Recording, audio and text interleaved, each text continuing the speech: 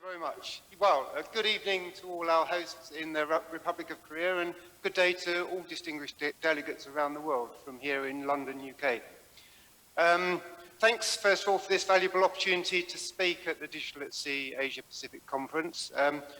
The aim of my presentation today is to introduce the CIRM Cyber Risk Code of Practice and the related adoption campaign. But first of all, just to put things in context, I'll just take a few minutes, if that's okay, to introduce CIRM for those that are less familiar with what we do.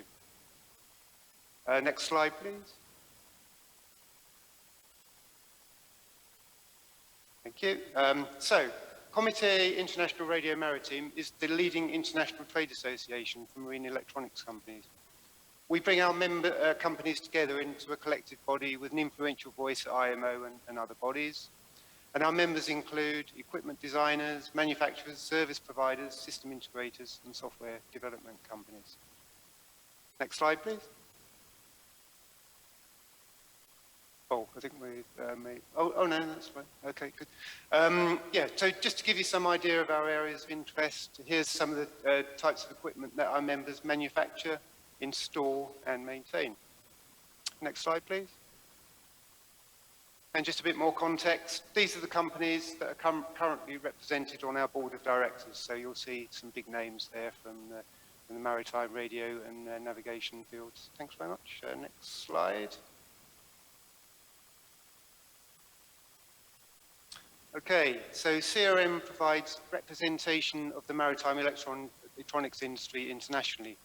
We work with our members to contribute to the development of regulations and standards, and we provide a forum for our members to exchange ideas and opportunities. We also provide specialist information services to members. If we don't know the answer ourselves, we usually know someone who does. Next slide, please. Amongst others, we work with IMO, IEC, ITU, ISO, IHO, IALA, of course, IACS, RTCM, etc. And we participate in industry meetings and trade shows around the world to do that. Okay, next slide, please. Let's move on now to the main subject, which is the CIRM Cyber Risk Code of Practice. Next slide, please. So, in February 2020, CIRM published the two documents that are shown here. The first one is the CIRM Cyber Risk Code of Practice, and the second one was an associated guideline to help companies implement the Code of Practice. This was the result of 2 years' work from CIRM's Cyber Risk Working Group. Next slide, please. The Code of Practice was introduced with two aims. To help our members to implement cyber risk security best practice in an effective and cost-efficient way, and secondly, to show the world that CIRM promotes industry best practice on cyber risk management. Next slide, please. While we were doing the work internally, we established a key principle that we built the Code of Practice around, and this was a chain of trust.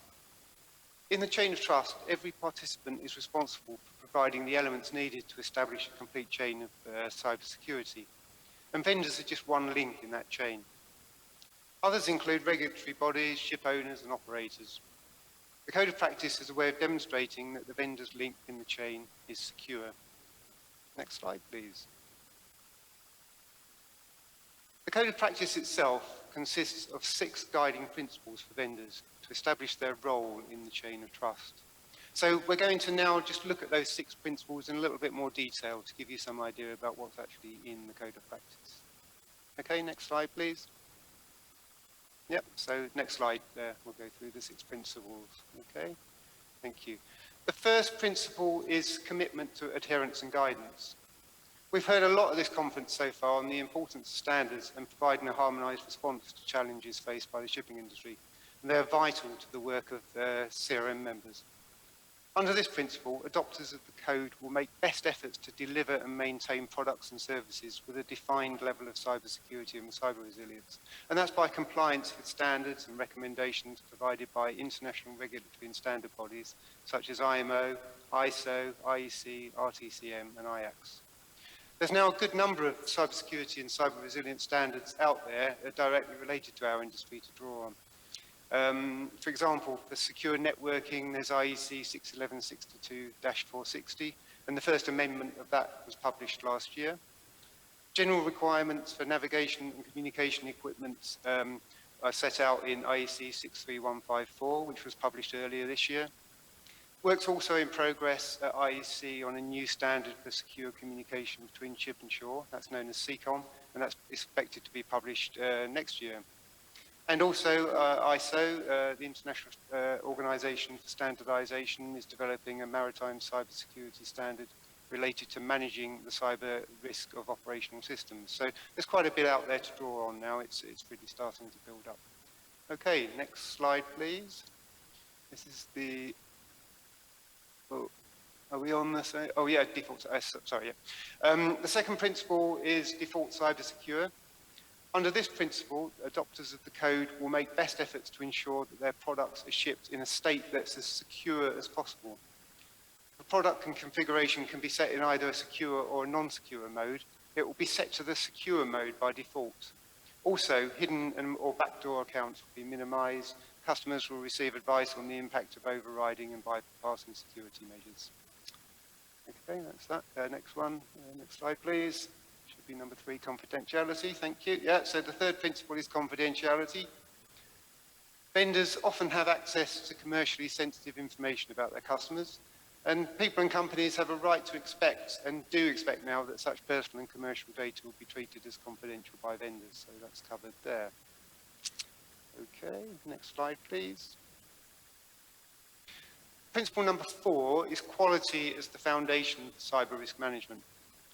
Under this principle, adopters of the code will make best efforts to ensure that products and services are designed, developed and delivered using the principles of a quality management system such as ISO 9001. Next slide, please. The 5th principle relates to software updates and vulnerability handling. Under this principle, vendors will be transparent about product vulnerabilities and take appropriate actions to minimize risk, and be absolutely clear about end-of-life dates for product support and other date-related issues for ongoing security maintenance. Next slide, please. This is the 6th and final principle, which is continuous development. Under this principle, vendors will demonstrate their commitment to ongoing cyber risk management by actively participating in the development of cybersecurity measures and industry standards, which they very much already do. The standards that we looked at earlier are very much developed by a strong involvement by CIRM members. And also there's the cyber risk working group, our internal CRM working group, which also I hope contributes a lot to that work. Next slide, please. Okay, the other document that I mentioned earlier is the related CRM guideline GL002. I mentioned it earlier, and it's a companion document to the CRM Code of Practice. The aim of this guideline is to explain how to implement the measures of the principles of the code by directing the audience to appropriate standards, guidelines, and best practice, and providing additional guidance where this can add value. This guideline is divided into sections containing specific guidance on each of the 6 principles of the Code of Practice that we've just discussed, and provides more detailed guidance on them. Okay, next slide, please. Okay, let's move on to talk about the Code of Practice Adopter campaign.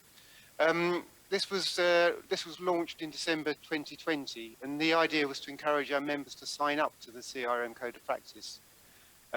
So in adopting the CRM Cyber Risk Code of Practice, members self-declare that they're making best efforts to comply with the 6 principles that we've just looked at in the code. Adopters of the Code of Practice can use the official certification mark, which you can see on the screen there, in their marketing materials. Next slide, please. Okay, so the CRM, so when members sign up as adopters of the Code of Practice, they are then listed on this page here, which is on our website. It's the CRM Cyber Risk Code of Practice webpage. We currently have, there's 2 companies listed at the moment, and we know that other companies are considering it, but tends to be a process to go through to get to that point of adopting it. So While we're on the Cyber Risk Code of Practice webpage, it also provides an overview of the Code of Practice and guideline documents that we just looked at, and they can both be downloaded from that webpage if that's of interest, and I put the link up there as well, so if people would like to look at that further. Next slide, please. So, why would vendors adopt the CIRM Code of Practice? We think that adopters will provide a beacon of good practice and lead the way in providing our industry's link in the chain of trust that we talked about earlier. Members that sign up will be seen as trusted partners by their customers, such as ship owners and operators. Next slide, please. And as we're talking about ship owners and operators, we know that they look to the well-known and respected guidelines on cybersecurity on board ships. They look to them for guidance on cybersecurity and compliance with MSC 42898. Version 4 of the guidelines was published in December 2020, and the exciting news for us was this version of the guidelines actually includes a reference to the CRM Code of Practice and the guidelines. The reference is in section 1.8 on relationship with vendors and other external parties. Next slide, please. So just to look at that section, 1.8, in this, the CRM Code of Practice and Guidelines given as an example of a way for manufacturers and service providers to demonstrate their will and ability to implement effective and cost-efficient cyber risk best practice. So, by adopting the Code of Practice, vendors can demonstrate their alignment with those industry guidelines. Next slide, please. So, to summarise, by adopting the CRM Code of Practice, vendors are declaring that they understand cyber risk threats and vulnerabilities, that they'll build risk reduction measures into their products, that they'll help ship owners, operators, crews and service personnel that buy and use their products to make good security decisions, and that they're compliant with industry guidelines. Next slide, please. So, thanks again for this opportunity. Thanks for listening, and back to you, Axel.